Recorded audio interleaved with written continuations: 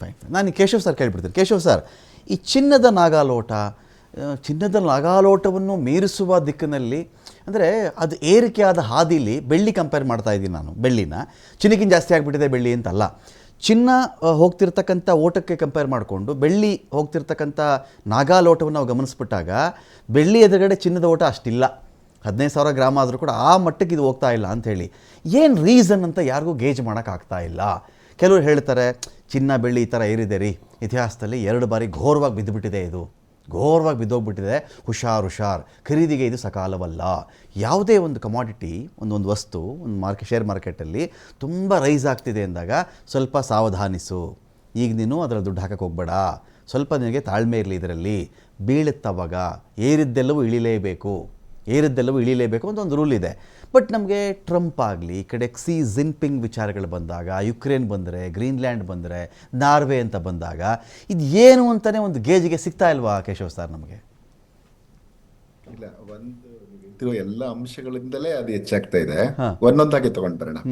ಈಗ ನೋಡಿ, ಒಂದು ಪ್ರಮುಖ ಕಾರಣ ನನಗೆ ಕಾಣಿಸುವಂಥದ್ದು ಏನು ಅಂತಂದ್ರೆ, ಈ ಟ್ರಂಪಿನ ಹುಚ್ಚಾಟಗಳಿಂದ ಇದಕ್ಕೆ ಗೋಲ್ಡ್ ಮತ್ತೆ ಸಿಲ್ವರ್ ಬೆಲೆಗಳು ಹೆಚ್ಚಾಗ್ತಾ ಇದೆ. ಈಗ ಟ್ರಂಪ್ ಏನ್ ಮಾಡ್ತಾ ಇದ್ದಾರೆ, ಈಗ Denmark, Norway, Sweden, France, Germany, UK, Netherland list ಅಲ್ಲಿ ಏನೇನು ಸಿಗ್ತಾ ಇದೆ ಕಂಟ್ರೀಸ್, ಫಿನ್ಲ್ಯಾಂಡ್, ಎಲ್ಲದರ ಮೇಲೆ 10% ಇವಾಗ ಇಮಿಡಿಯೇಟ್ ಆಗಿ ಟ್ಯಾರಿಫ್ ಅನೌನ್ಸ್ ಮಾಡಿದ್ದಾರೆ ಶನಿವಾರ. ಆಮೇಲೆ ಇನ್ನ ಫೆಬ್ರವರಿ 1ರಿಂದ 25% ಹೆಚ್ಚಿಗೆ ಮಾಡ್ತೀನಿ ಅಂತ ಹೇಳಿದ್ದಾರೆ. ಇದು ಒಂದು ವಿಶ್ವ ಮಟ್ಟದಲ್ಲಿ ಅನಿಶ್ಚಿತತೆಗೆ ಇನ್ನಷ್ಟು ಎಣ್ಣೆ ಆಗ್ತಾ ಇದ್ದಾರೆ ಅವರು.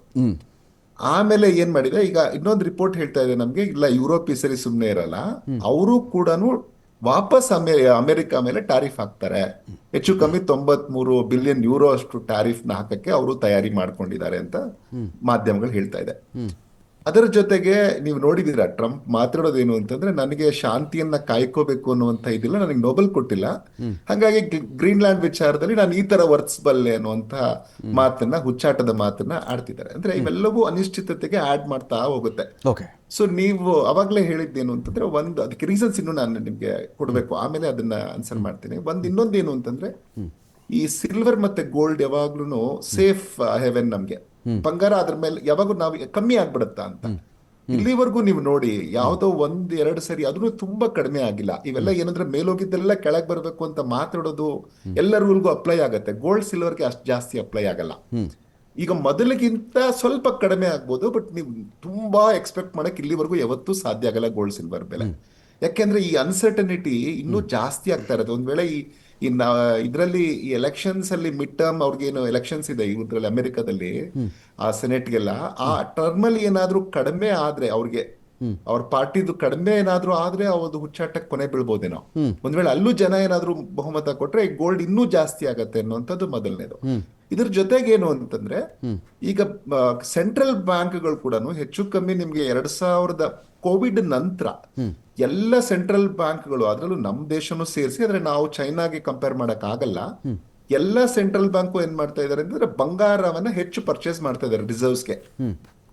ಹೆಚ್ಚು ಕಮ್ಮಿ ನಿಮ್ಗೆ ಅದೇನೆ 1,500 ಟನ್ ಅಷ್ಟು ಗೋಲ್ಡ್ ನ ಅವರು ವಾರ್ಷಿಕವಾಗಿ ಹೆಚ್ಚು ಕಮ್ಮಿ ಆವರೇಜ್ ನಾನು ಹೇಳ್ತಾ ಇದ್ದೀನಿ, ಅಷ್ಟು ಪರ್ಚೇಸ್ ಮಾಡ್ಬಿಟ್ಟಿದ್ದಾರೆ. ಈಗ ಮೊದಲಿಗೆ ಹೋಲಿಸಿದ್ರೆ ನೀವು ಅಷ್ಟು ಪರ್ಚೇಸ್ ಮಾಡ್ತಾ ಇದ್ದಾರೆ, ಅಂದ್ರೆ ಓವರ್ ಆಲ್ ಎಲ್ಲಾ ದೇಶಗಳ ಸೆಂಟ್ರಲ್ ಬ್ಯಾಂಕ್ ಸೇರಿ. ಸೊ ಹಿಂಗೆ ಹೆಚ್ಚಾಗ್ತಾ ಇದೆ. ಹಂಗಾಗಿ ಮತ್ತೆ ಇವ್ರೇನ್ ಹೇಳ್ತಿದ್ದಾರೆ, ಚೈನಾದವ್ರಿಗೆ ಏನಂದ್ರೆ, ನಾವು ಯಾವುದೇ ರೀತಿಯ ಸಿಲ್ವರ್ನ ನಾವೀಗ ಎಕ್ಸ್ಪೋರ್ಟ್ ಮಾಡಬಾರ್ದು ಈಗ ಅಂತ. ಸೊ ಅಂದ್ರೆ ಈಗ ಒಂದು ಆತಂಕ ಸೃಷ್ಟಿಯಾಗಿದೆ, ಅದ್ರ ಜೊತೆಗೆ ಆಡ್ ಆಗ್ತಾ ಇದೆ. ಈಗ ಚೈನಾದವ್ರು ಇಲ್ಲ, ನಾವು ಇನ್ನು ಯಾವುದೇ ಕಾರಣಕ್ಕೆ ರಫ್ತು ಮಾಡಬಾರ್ದು ಇದನ್ನ ಬೆಳ್ಳಿನ ಅಂತ ಅವರು ಯೋಚನೆ ಮಾಡಿರುವಂತದ್ದು. ಇವೆಲ್ಲವೂ ಕಾರಣ. ಇನ್ನೊಂದೇನು ಅಂತಂದ್ರೆ, ಇಂಟ್ರೆಸ್ಟ್ ರೇಟ್ ಕಟ್ ಮಾಡ್ತಾರಂತೆ ಅಂತ. ಇದರಲ್ಲಿ ಅಮೆರಿಕದಲ್ಲಿ US ಟ್ರೆಜರಿ ಇಂಟ್ರೆಸ್ಟ್ ರೇಟ್ ಬಡ್ಡಿ ದರಗಳು ಕಡಿಮೆ ಮಾಡಿದ್ರೆ ಏನಾಗುತ್ತೆ ಅಂತಂದ್ರೆ, ಅವಾಗ ಆಟೋಮ್ಯಾಟಿಕ್ ಆಗಿ ಇನ್ವೆಸ್ಟ್ಮೆಂಟ್ಸ್ ಎಲ್ಲನೂ ಬೇರೆ ಕಡೆಗೆ ಹೋಗುತ್ತೆ, ಯಾವ್ದು ಸೇಫ್ ಹೆವೆನ್ಗೆ ಹೋಗುತ್ತೆ. ಹಂಗಾಗಿ ಮತ್ತಷ್ಟು ಜನ ಗೋಲ್ಡ್ಗೆ ಅಲ್ಲೂ ತಗೊಳ್ತಾ ಇದೆ. ಸೊ ಹಿಂಗಾಗಿ ಇವೆಲ್ಲ ಕಾರಣಗಳಿಂದ ಏನಾಗಿದೆ, ಬಂಗಾರದ ಬೆಲೆ ಹೆಚ್ಚಾಗ್ತಾ ಇದೆ. ಆದ್ರೆ ಒಂದು ವಿಚಾರನ let me be very clear on this, ಯಾವುದೇ ಕಾರಣಕ್ಕೂ ಇದು ಕುಸಿದ್ರೂ ಸಹ ನಾವು ಇಲ್ಲ ಇದೊಂದು 20,000 30,000 10 ಗ್ರಾಮ್ ಕಡಿಮೆ ಆಗ್ಬಿಡುತ್ತೆ ಆ ತರದ್ದು ಲೆಕ್ಕಾಚಾರ ಯಾರು ಹಾಕೊಳ್ಳೋದೇನು ಬೇಡ.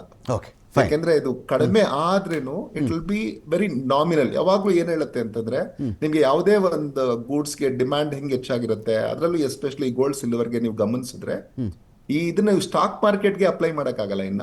Okay. ಆದ್ರೆ ಖಂಡಿತವಾಗಿಯೂ ಗೋಲ್ಡ್ ಅಂಡ್ ಸಿಲ್ವರ್ಗೆ ಇದನ್ನ ಅಪ್ಲೈ ಮಾಡ್ಬೋದು. ಹಾಗೆ ನೋಡಿ ಇನ್ನೂ ಒಂದು ರೀಸನ್ ಇದೆ, ಈಗ ಸ್ಟಾಕ್ ಮಾರ್ಕೆಟ್ ಕೊಲ್ಯಾಪ್ಸ್ ಆಗ್ತಾ ಇರೋದು ಗಮನಿಸಿದ್ರೆ ಎಲ್ಲ ದೇಶಗಳಲ್ಲಿ ಇದು ಆಗ್ತಾ ಇದೆ. ಇದು ಭಾರತದಲ್ಲಿ ನಮ್ಗೆ ಕಾಣಿಸ್ತಾ ಇರೋದಲ್ಲ. ಈಗ ಲಂಡನ್ ಅಲ್ಲಿ ಈ ಅನಿಶ್ಚಿತತೆಯಿಂದ ಅವರು ಹೆದರಿದ್ದಾರೆ, ಏನಪ್ಪಾ ಇದು ಟ್ರೇಡ್ ವಾರ್ ಶುರು ಆಗ್ಬಿಟ್ರೆ ಅಮೆರಿಕ ಮತ್ತೆ ಯುರೋಪ್ ನಡುವೆ, ಈ ಕಡೆ ಒಂದ್ ಕಡೆ ಚೈನಾ ರಿವರ್ಸ್ ಆಗ್ತಾ ಇದೆ. ಸೊ ಈ ತರ ಎಲ್ಲ ಆಗುವಾಗ ನಮ್ ಕತೆ ಏನು ಅಂತ ಹೇಳಿ ಅವ್ರೇನ್ ಅದಕ್ಕೂ ಆ ಕಂಪನಿಗಳೆಲ್ಲ ಕಂಪನಿ ಶೇರ್ಗಳು ಒಂದೊಂದೇ ಕೊಲ್ಯಾಪ್ಸ್ ಕಡಿಮೆ ಆಗ್ತಾ ಇದೆ. ಕೊಲ್ಯಾಪ್ಸ್ ಅನ್ನೋ ಪದ ದೊಡ್ಡದಾಯ್ತು ಅಂತ ಕಾಣುತ್ತೆ, ಬಟ್ ಕುಸಿತಾ ಇದೆ. Okay. ಈ ಕುಸಿತ ಇರೋದ್ರಿಂದ ಏನಾಗತ್ತೆ, ಈಗ ನೀವು ಲಂಡನ್ ಸ್ಟಾಕ್ ಮಾರ್ಕೆಟ್ ಅನ್ನ ಗಮನಿಸಿದ್ರೆ ಇವತ್ತು ಆಗ್ಲೇ ಅದು ಡಿಪ್ ಆಗಿರೋದನ್ನ ಗಮನಿಸಬಹುದು. ಯುರೋಪಿನ ಬಹುತೇಕ ಜರ್ಮನಿ ಇರ್ಬೋದು, ಫ್ರಾನ್ಸ್ ಇರ್ಬೋದು, ಎಲ್ಲ ಸ್ಟಾಕ್ ಮಾರ್ಕೆಟಿನ ಮೇಜರ್ ಇಂಡಿಕೇಟರ್ಸ್ ಏನಿದೆ ಅಂದ್ರೆ ಮೇಜರ್ ಕಂಪನಿಗಳೇನಿದೆ ಅವುಗಳ ಶೇರು ನಮಗೆ ಡೌನ್ ಆಗ್ತಾ ಇರೋದನ್ನ ಕಾಣಿಸ್ಕೊಳ್ತಾ ಇದೆ. Okay. ಸೊ ಈ ಎಲ್ಲ ರೀಸನ್ಸ್ ಏನಾಗಿದೆ, ಗೋಲ್ಡ್ಗೆ ಪುಷ್ ಸಿಗ್ತಾ ಇದೆ. ಸೊ ಒಂದೇನು ಅಂತಂದ್ರೆ ಜನಸಾಮಾನ್ಯರು ಏನ್ ಮಾಡ್ಬೋದು ಅಂದ್ರೆ ಅವ್ರ ಹತ್ರ ಸೇವಿಂಗ್ಸ್ ಇದ್ರೆ let them invest in gold.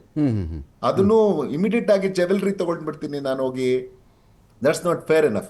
ಅವರು ಆ ತರದ ಒಂದು ಗೋಲ್ಡ್ ಇದ್ರನ್ನೇ ತಗೊಂಡ್ರು, ಬಾಂಡ್ಸ್ ತಗೋಬಹುದು, ಇಲ್ಲ ಅಂತಂದ್ರೆ ಅದರದ ಬಿಸ್ಕೆಟ್ ಗಳನ್ನ ತಗೊಳ್ಬಹುದು. ಅದ್ರ ಸಣ್ಣ ಸಣ್ಣ ಅಮೌಂಟ್ ಇದ್ದಾಗ ಏನು ಮಾಡಕ್ಕಾಗಲ್ಲ. ನನ್ ಚಿಕ್ಕ ಅಮೌಂಟ್ ಇದೆ, ನನ್ಗೆ ಬಿಸ್ಕೆಟ್ ಸಿಗತ್ತಾ ಅಂತ. ಸೊ ಬಟ್ ಇಲ್ಲ ಅಂದ್ರೆ it's better to stay away. ಯಾಕೆಂದ್ರೆ ಇದು ಏನಾಗತ್ತೆ, ನಾವು ಅನ್ಕೊಳ್ತೀವಿ ಇಲ್ಲ ಅದು ಇಲ್ಲ ನಾಳೆ ಇನ್ನೂ ಹೆಚ್ಚಾಗ್ಬಿಡತ್ತೆ, ಖಂಡಿತ ಹೆಚ್ಚಾಗತ್ತೆ.